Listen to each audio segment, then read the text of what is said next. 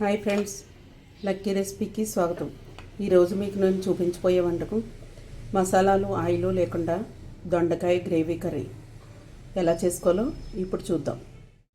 ముందుగా దొండకాయల్ని ఘాట్లు పెట్టుకుని కుక్కర్లో వేసి ఉప్పు పసుపు వేసి 2 విజిల్స్ రానివ్వండి.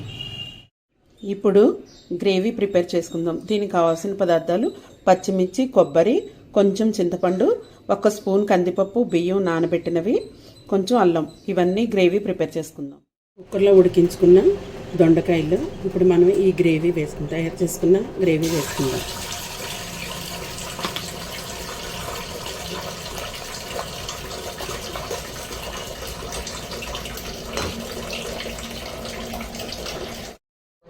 తగినన్ని నీళ్లు పోసుకుని ఒకసారి కలుపుకొని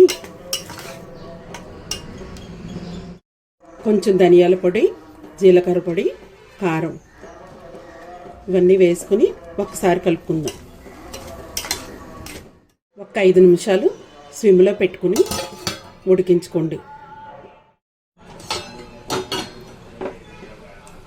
ఇప్పుడు ఉప్పు సరిచూసుకుని తక్కువైతే వేసుకోండి.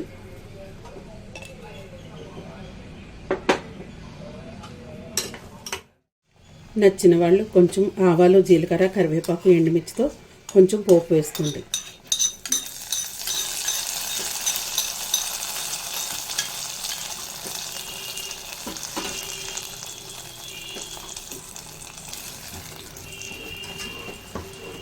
ఇప్పుడు ఉప్పు కారం అన్నీ సరిచూసుకొని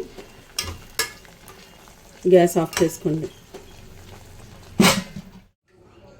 ఇంతేనండి, ఎంతో ఈజీగా చేసుకుని మసాలాలు ఆయిల్ లేకుండా తయారు చేసుకునే దొండకాయ గ్రేవీ కర్రీ 10 మినిట్స్లో రెడీ చేసుకోవచ్చు. నచ్చిన వాళ్ళు ట్రై చేయండి. అలాగే నా వీడియో లైక్ చేయండి, షేర్ చేయండి, సబ్స్క్రైబ్ చేయండి. Thank you for watching.